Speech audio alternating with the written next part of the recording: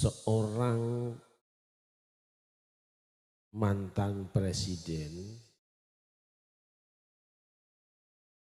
dibully oleh sejumlah pakar. Beliau dituduh ijazahnya palsu. Ramai di seantero jagat. Semua orang elek-elek. Tapi beliau diam. Lama-kelamaan rupanya beliau ingin juga menenangkan suasana dan menyelesaikan masalahnya. Maka beliau sekarang mengajukan persoalannya kerana hukum dan melaporkan kepada pihak yang berwajib. Ini adalah contoh pemimpin yang benar-benar mengerti persoalan. Kenapa kok selama ini beliau tidak langsung tunjukkan ini ijazahku kepada para penuduh itu? Ya karena bukan urusannya, wong ijazah punyaku ya tak simpan di lemariku. Betul? Memang urusannya apa? Tetapi karena sudah menjadi berita besar, beliau ingin cepat clear dan selesai. Mari kita bareng-bareng buktikan di pengadilan. Yang berhak menentukan ijazah ini asli atau tidak asli tentu saja adalah kampus UGM yang mengeluarkannya. Tetapi secara proses hukum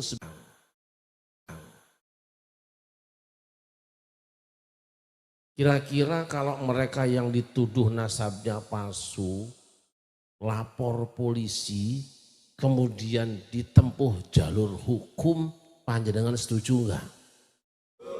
Kira-kira selesai apa enggak? Tapi kenapa sampai sekarang tidak melapor? Itu rak panjenengan. Sallu ala Nabi Muhammad. Oleh karena itu saya tidak mau berbicara tentang nasab malam ini. Udah selesai. Sing percaya monggo ya percaya, sing ora ya ora apa-apa. Karena sudah cukup lama kita membahas itu. Dari tahun 2004 saya sudah punya tulisan. Baru 2023, 2024 kita ingin ada pembahasan tuntas. Tempatnya bukan di pengajian umum, tempatnya bukan di tengah masyarakat. Ayo tempatnya di sumber ilmu. Maka saya Padepokan Dakwah Sunan Kalijaga mengadakan seminar nasional dengan mengundang seluruh pakar dari segala bidang di kampus Universitas Islam Negeri Syarif Hidayatullah Jakarta. Robito Alawiyah juga kita undang, ada fotonya. Perkara tidak datang itu hal lain. Tapi tanggung jawab kita sudah kita sampaikan. Sallu ala Nabi Muhammad. Wis kita cerita saja. Allah Subhanahu wa ta'ala mengumumkan kepada para malaikat tentang satu rencana produk baru.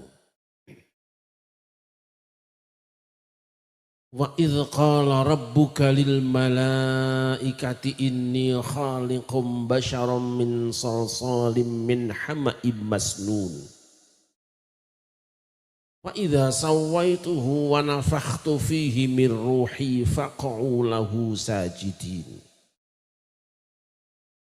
Kira-kira terjemah gampangnya begini.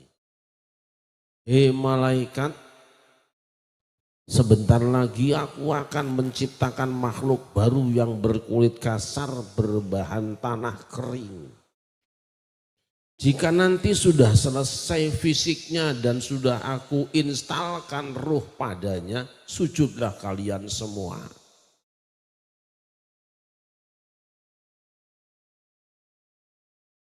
Begitu Adam selesai diciptakan, seluruh malaikat sujud kepadanya, menghormatinya sesuai perintah Allah. Cuma iblis tok yang tidak mau sujud. Allah tanya. Iblis ini sebetulnya imam besar loh. Imam besar bangsa jin. Konon nama aslinya itu ada yang mengatakan Al-Haris. Nuhun sewu kalau ada nama Haris di sini. Ada yang mengatakan Azazil.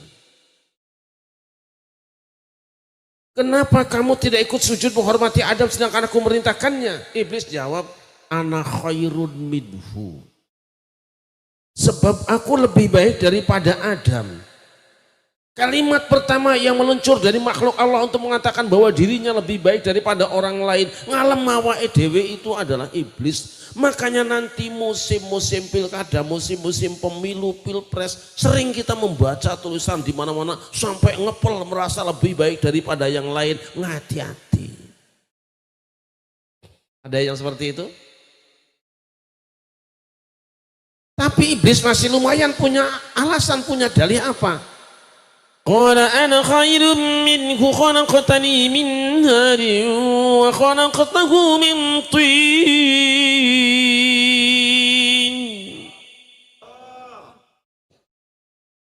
Kenapa kau katakan bahwa kamu lebih baik daripada Adam? Iblis menjawab, ana khairun minhu khalaqtani min nar. Engkau telah menciptakan aku daripada api, sedangkan Adam kau buat daripada tanah. Aku turunan api, sedangkan Adam turunan anak tanah. Aku bin api, Adam bin tanah. Nasabku, silsilahku lebih mulia daripada Adam. Jadi yang membuat iblis sombong itu apa? Pamer nasab, pamer silsilah. Oleh karena itu kalau ada orang yang merendahkan nasab orang lain, menghina silsilah orang lain, lebih mulia karena faktor nasabnya, itu kesurupan iblis.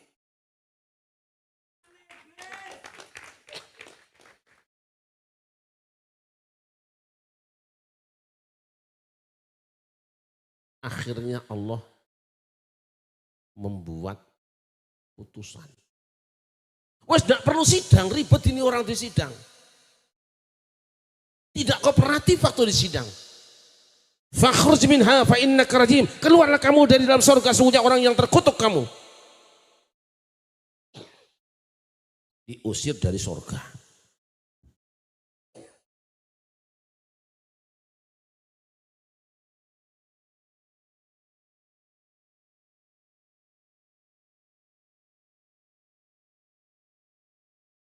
Seakan Allah mengatakan, memberi nasihat pada kita.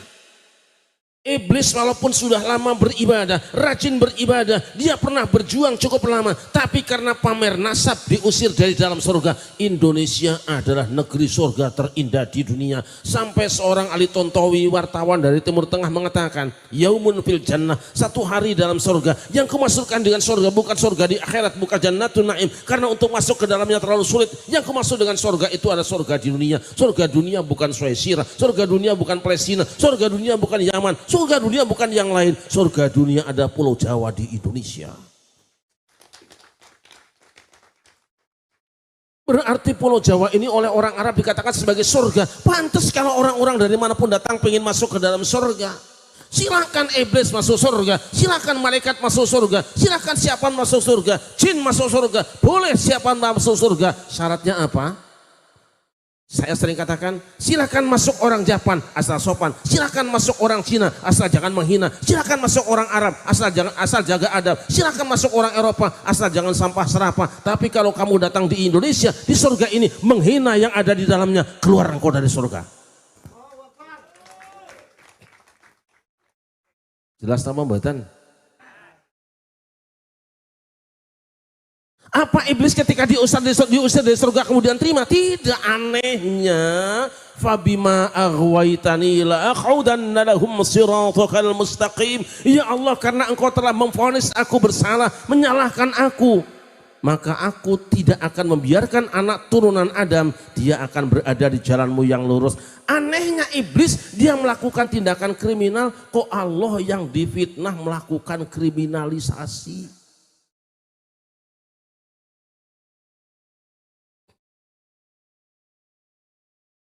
Jangan begitulah, wong saya juga setuju kok. Dia melakukan kriminalisasi, menghina seseorang, menjatuhkan pemimpin bangsa, menghina tokoh Indonesia. Begitu dihukum kok malah ngerahkan orang mengatakan dikriminalisasi. Jane kowe iki piye toh? Kalau ada orang seperti itu berarti dia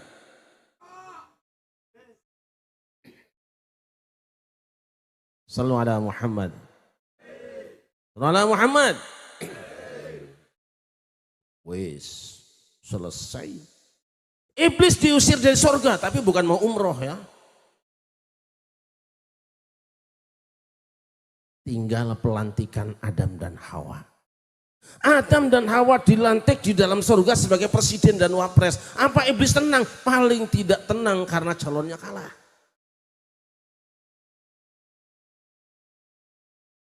Adam dilantik dengan dua pesan. Yang pertama, wa qulna ya Adam uskun anta wa zawjuka al-jannata wa kula minha ragadan haitsu syi'tuma wa la taqraba hadhihi syajarata fatakuna minadh dhalimin. Saya itu biasanya serak kalau belum minum air jeruk biasanya itu. Lu ini ngasih tahu.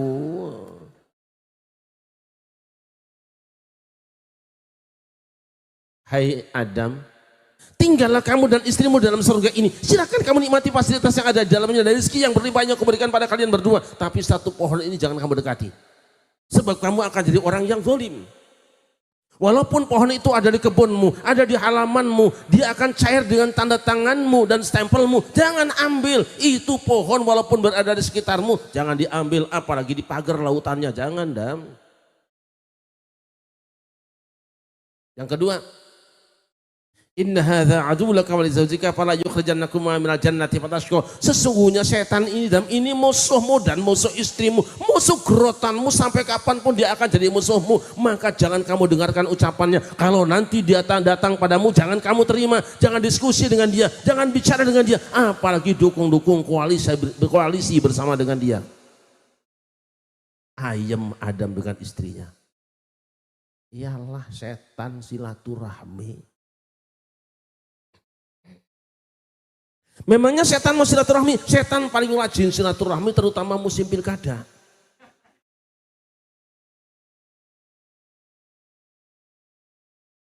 Diskusi dengan Adam.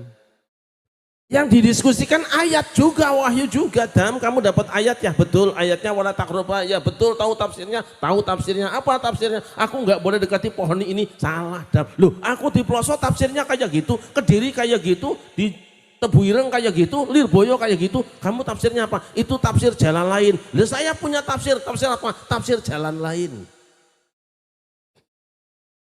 Apa tafsirnya? Manahakuma rabbukuma an hadhihi syajarati illa an takuna malakaini aw takuna minal khadidin. Dan justru kamu tidak boleh mendekati pohon ini. Kalau kamu dekati dan kamu makan buahnya, justru kamu akan jadi malaikat naik pangkat dan kamu kekal di dalamnya, tidak akan di-impeachment, tidak ada pemakzulan.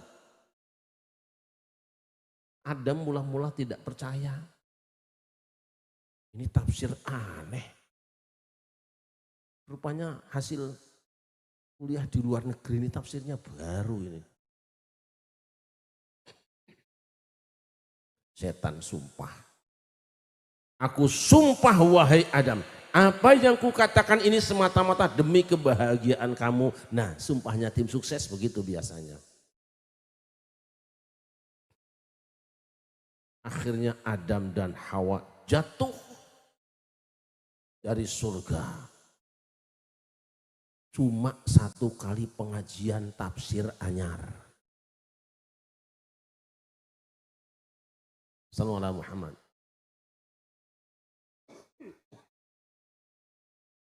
Adam tidak ingat bahwa lawan politik yang diinginkan pasti kejatuhannya.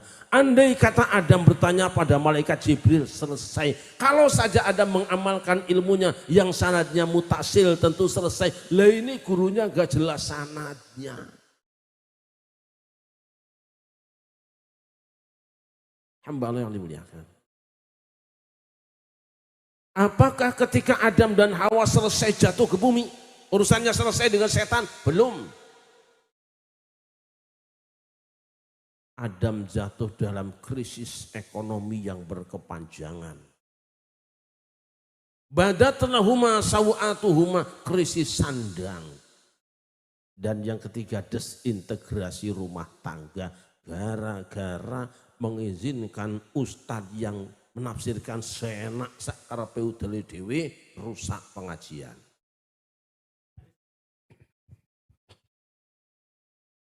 Hambalah dimuliakan. Untung Adam dapat WA. Wahyu Allah. Wedang anget orang. فتلقى آدم من ربه كلمات فتاب عليه إنه هو التواب الرحيم. Lalu Adam menerima beberapa kalimat dari Tuhannya, ia pun bertobat dan diterima tobatnya. Sungguh Allah Maha penerima tobat lagi Maha penyayang. Apa yang terima kanjeng Nabi Adam? Bisanadil mutasil, dengan sanad yang mutasil. Langsung Allah ijazahkan kepada kanjeng Nabi Adam. Apa yang dijazahkannya? Istighfar. Rabbana ya Rabbana zalamna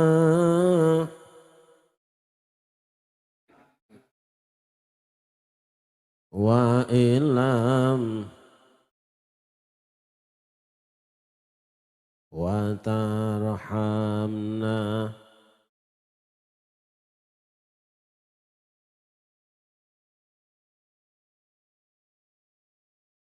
Pendapat kedua mengatakan waktu itu kanjeng Nabi Adam bertawassul dengan baginda Nabi besar Muhammad. Dia berdoa, Allahumma bihaqqi Muhammadin lima ghafartali. Tawassul. Setan pun ditegur oleh Allah, diinterpelasi oleh Allah, disidang oleh Allah. Tidak mau istighfar, tidak mau tawassul. Kenapa? Setan memang anti istighfar, Setan memang anti istighfar, Makanya kalau ada pengajian mengharam-haramkan tawasul, menuduh musyrik orang yang bertawasul, berarti yang pengajian kesurupan. Jelas apa jelas? Jelas apa jelas? Gitu aja kok. Daripada repot mendingan kopi sama jeruk.